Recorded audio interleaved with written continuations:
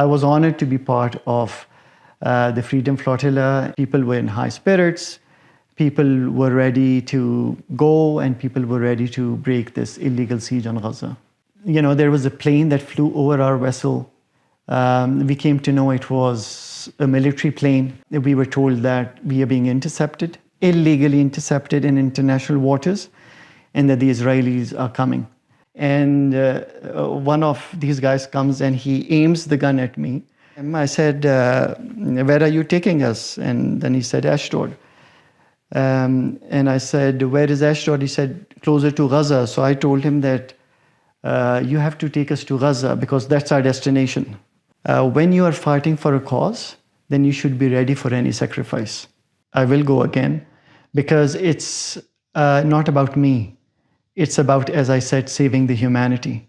Assalamu alaikum. I am Ahmed Ramadan for Muslim Network TV, and this is GTA Muslims Today. Today we have a very special interview with a very brave individual, Brother Khurram Musti Khan. Assalamu alaikum. Thank you so much for joining us. Wa alaikum salam. So, mashallah, you really undertook a very powerful and brave journey in order to break the siege on Gaza. Tell us a little bit about how this entire thing came about for you. So, as you might know, I've been involved in pro-Palestine activism for the past 2 years. When the genocide started back in 2023, I, together with my Palestinian and pro-Palestinian friends, formed a group called Friends of Palestine Canada. And so we held a protest.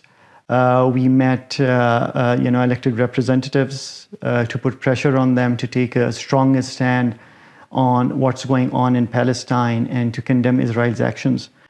And then we formed another group, a local group called Milton Palestine Action Committee, which was a partnership between Friends of Palestine Canada, Milton Muslim Moms, and Milton for Palestine. Then we held protests, we held town halls with our elected representatives, just trying to put pressure on our government, on our elected representatives, to take a more sort of vocal position on Palestine, to call for the end to this genocide, to call for a ceasefire, and to condemn Israel for what it's doing in Palestine. And so with that, I also joined a volunteer group called Connecting Gaza, which basically provides financial and emotional support to Palestinian families in Gaza. And it consists of many people, like, Muslims, non-Muslims, Jews, Christians, all of us working together for the same purpose. Yeah. So, and I think this is one of the things that advocates for Palestine usually say is that, what do you want the Palestinians to do? They've done the Great March of Return. They were shot up, open fire. They've appealed to the international community, try to come in and step in, end the occupation, end the apartheid. They've gotten different reports from all different organizations, mainstream human rights organizations, condemnation at the UN, and nothing has worked. Mm-hmm. They've really been put in a bind for such a long time. So I guess this is what really compelled you then to take such a, brave stance, really, and enter a zone where it's known that Israel goes after anybody that tries to either break the siege or help Palestinians at all. So, as I said, when I, tried to use all these avenues to force our government to take action and nothing happened, then the last avenue for me was, to take the flotilla.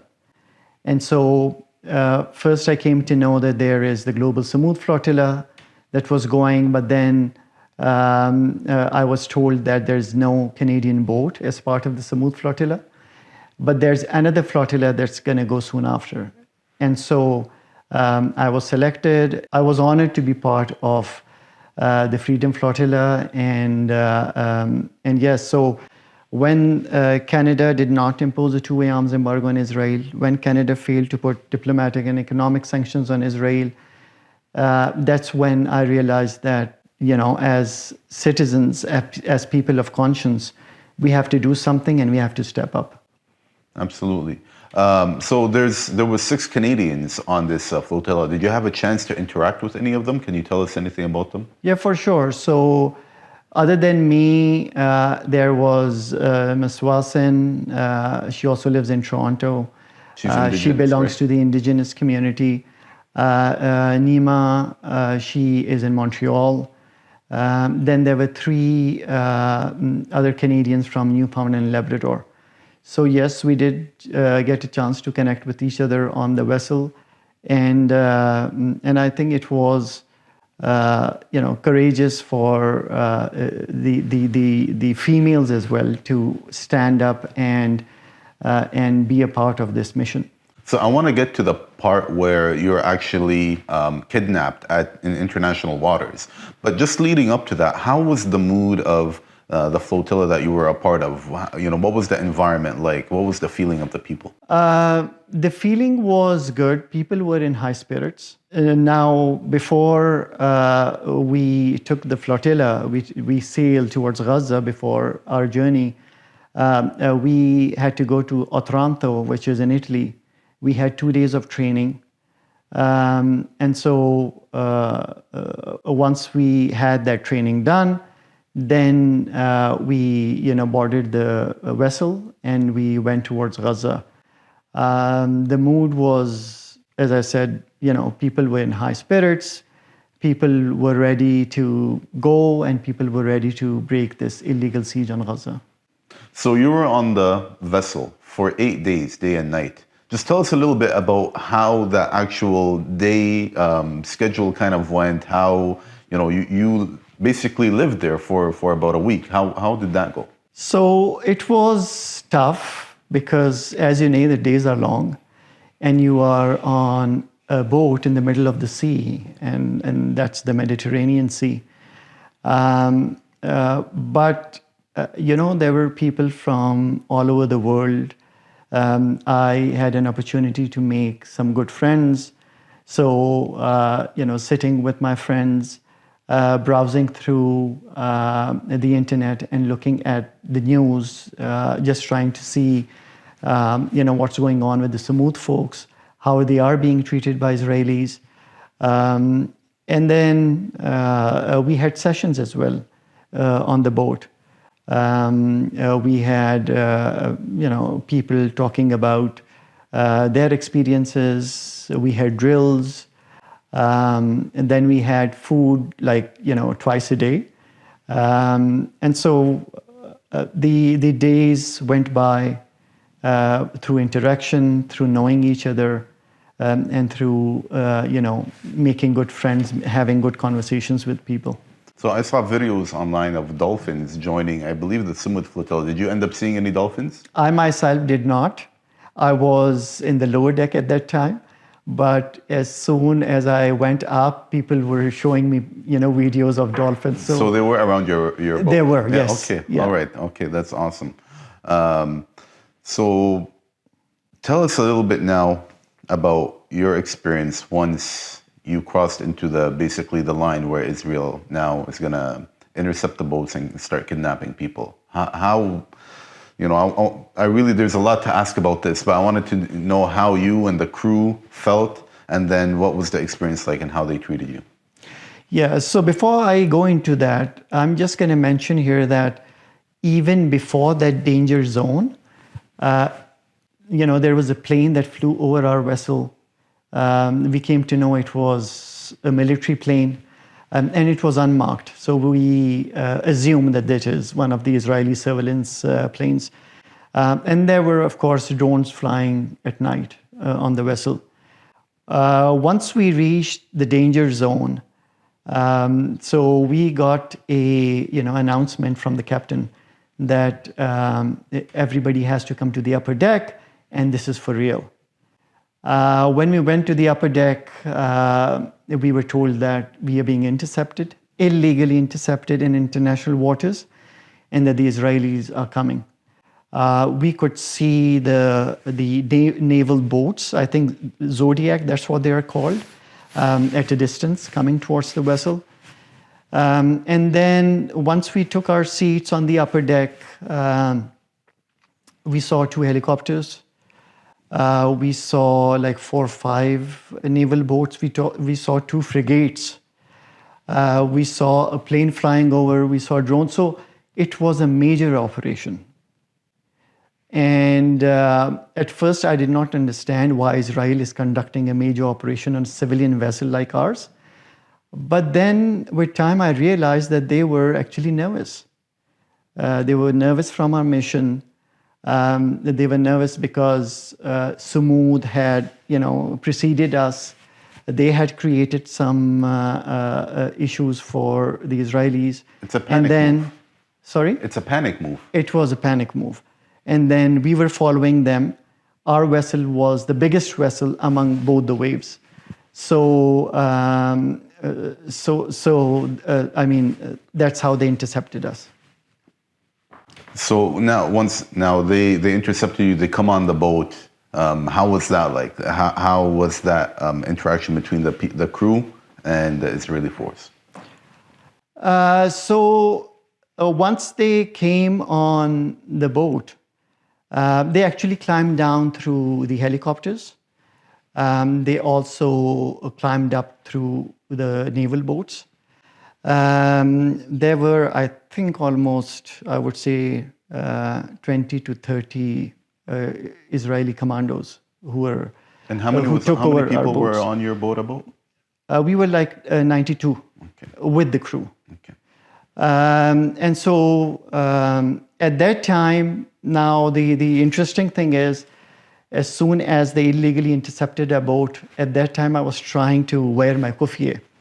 And one of these guys comes and he aims the gun at me. And, the white light that they have, started that white light with the gun on my face. But Alhamdulillah, I had no fear. I wore my kufiye without caring about anyone. And then they started, searching the boat. And after a while, they called me. They were calling people one by one.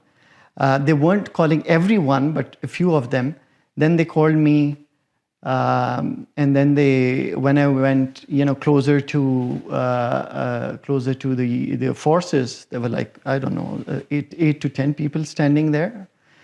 And then they asked me to have a seat. So I sat down, and then one of them started questioning me. And the question was a very dumb question. And he said that, 1 minute ago, somebody threw something in the water. What was it? And I was like, I don't know. And then he again asks me. How dare he you raises not his know? voice. He raises his voice, said, no, 1 minute ago once somebody threw it. And I said, I told you I don't know. Then he kept on repeating. I did not reply. Then he told the guy who was standing back that, taser. So I understood. He's telling him to taser him. And I did not reply. I kept my cool. And then he tells me, okay, you can go at the back and they can check you. So they didn't taser you? No, they did not taser me. They were threatening. They were just bluffing. Yeah, okay. So I went at the back. There were other, forces standing over there, 6, 7 people. Then another interesting thing happened. They asked me to take off my life jacket, which I was wearing, and my kufiya was on top of my life jacket. So I took off my kufiya and I started to give it to him, to tell him to just hold it for me. Right? So he looks at me and he says that, you can keep your kufiya over there. So I kept my kufiya at, there was a place on the ship. I kept my kufiya there. Then I took off my glasses. So he held my glasses. So I gave my glasses to him. He held it. Then they checked me. Everything was okay. Then I wore my life jacket again, my kufiya again. And then they asked me to go to the upper deck. Then I went to the upper deck, and the Fajr time was actually expiring.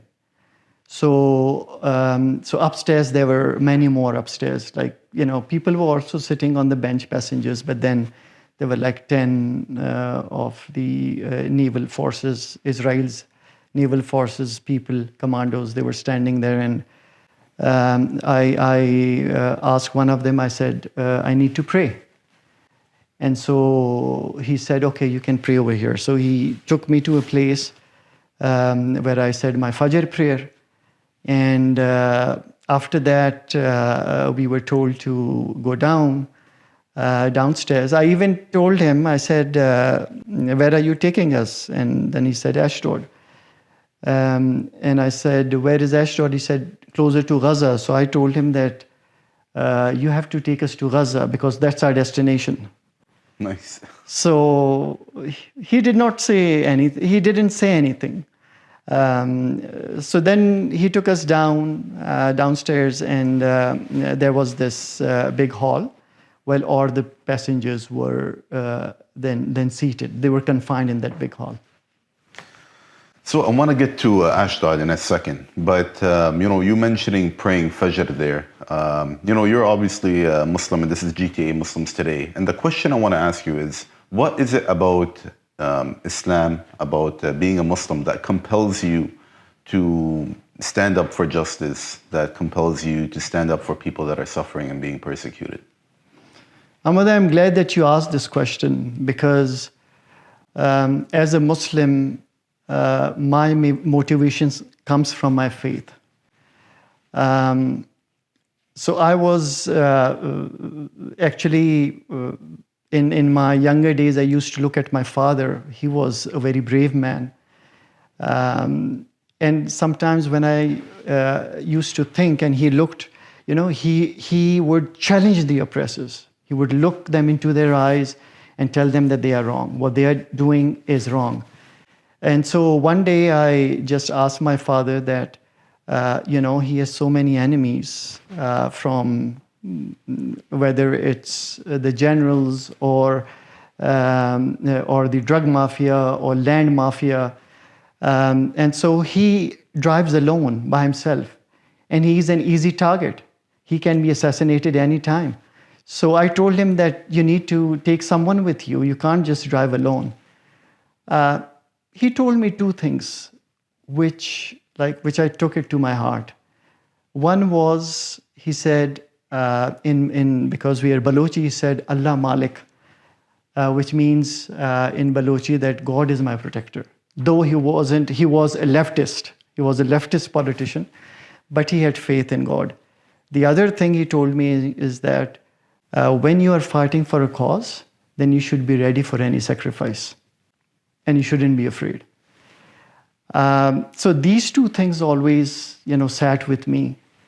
And when I became part of the Palestine cause, especially before going to this flotilla, I was reading the Quran, and I came across this verse in Surah Nisa, which says, what is the matter with you that you don't fight in the cause of Allah and for oppressed men, women, and children who cry to their Lord, O Lord, who will deliver us from this land of the oppressors? Send us a savior and a helper. When I read this verse, tell you the truth, I was shaken to the core, and I got afraid that if I don't do anything, if I don't do my part, then how will I answer to Allah subhanahu wa ta'ala? There is this last option. There is a flotilla going. I have to take it. And so I think my father's struggle and that verse of the Quran, that really encouraged me, motivated me, forced me to take this flotilla, and without caring about the risks, without caring about the dangers, just go there and challenge the oppressors head on. I mean, there was a real risk of serious consequences, even loss of life on this flotilla, and once Israel intercepted. But very powerful advice from your father. I think it's good advice for everybody listening, that Allah is the ultimate protector, and at the end of the day, if you're fighting for something, you got to be willing to sacrifice. I want you to briefly touch on your experience in Ashdod. So once I got off as Ashdod, so as you know, I was wearing my kufi all the time.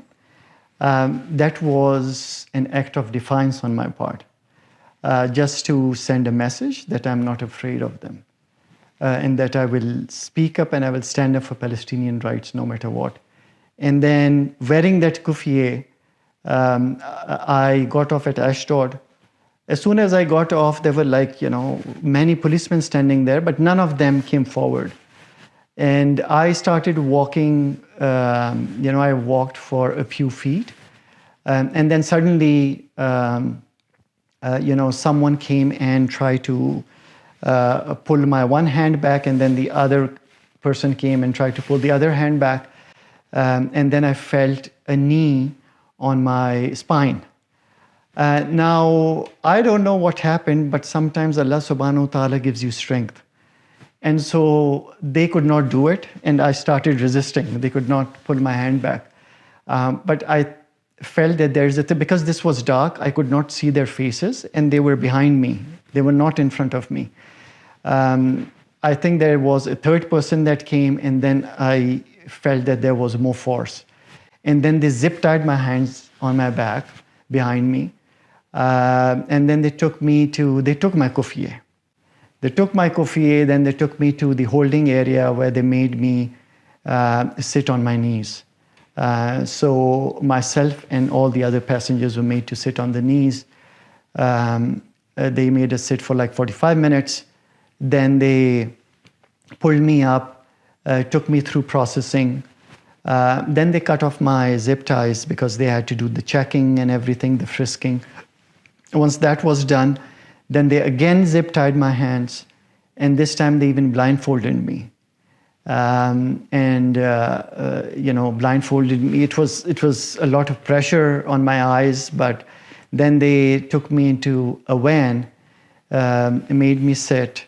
Then they took us to Kids Yacht Prison, where we were given prison clothes to change, and then I was taken to a cell. At that time, I went on a hunger strike. Well, we stopped eating when we were on the vessel and when they took over the vessel. But at least I was having snacks, which my friends had with them. So we were sharing snacks. We were drinking water on the vessel. But once we got off at Ashdod, and once we went to the prison, then we went on a hunger strike. No food, no water. So you're a Canadian. You live in Canada and the GTA. You're a Muslim. You're not even from Palestine or Arabic. My question is, how is this important to somebody that lives in Canada? You have your work here, you have your life here. Why is it important for people, Canadians, people around the world in Western countries and really any country to stand up for human rights no matter where it is, even if it doesn't directly affect them? Our struggle is not only a struggle for the survival of Palestinians as a people. Our struggle is for the survival of humanity itself. When the governments around the world, especially the Canadian government, fail to fulfill their duties to stop this genocide, then it's people like us who step up and do whatever we can. Now, there were people from Asia, from America, from Europe, from Africa on that boat with me. And every person of conscience who knows what is happening in Palestine, they step up and they try to do whatever they can to stop this genocide, to stop this injustice. And so for me, I don't want my children, and I don't want anyone's children to grow up in a world where genocide is normalized and where criminals are not held accountable for their crimes. Would you, last quick question for you, would you go again? For sure. If I get an opportunity, I will go again, because it's not about me. It's about, as I said, saving the humanity. I would also advise that, on that ship, while there were people from many countries, but there were not many Muslims. If you minus the crew, then there were a handful of Muslims. So I think my message to our Muslim brothers and even our Muslim sisters is we as Muslims, we have a religious obligation as well. And it's not that, somebody goes and takes a flotilla, then it becomes fard kifaya and the obligation is lifted on everyone. It doesn't work like that. I think it's fard ayn. Because the verse that I quoted to you, Allah subhanahu wa ta'ala does not say in that verse that it's for some, not for everyone. Or if you look at the seerah of a Prophet sallallahu alaihi wasallam, when they used to go for jihad, every able-bodied Muslim it was mandatory for them to go for the jihad, right? If you look at the Battle of Tabuk, there were hypocrites who made excuses and did not want to go for jihad because it was difficult, the journey was difficult, it was the mid of summer, and so they tried to find excuses. But for Muslims, there should not be any excuse. This is fard ayn. Fighting against oppression is fard ayn. And whoever can go must go and be a part of this mission to stop this oppression, to stop this genocide, and work for the freedom, liberation, and dignity of Palestinians. I am Ahmed Ramadan for Muslim Network TV and GTA Muslims Today. Don't forget to like and subscribe and follow our channels, and stay tuned for more exclusive interviews and coverage. Assalamu alaikum.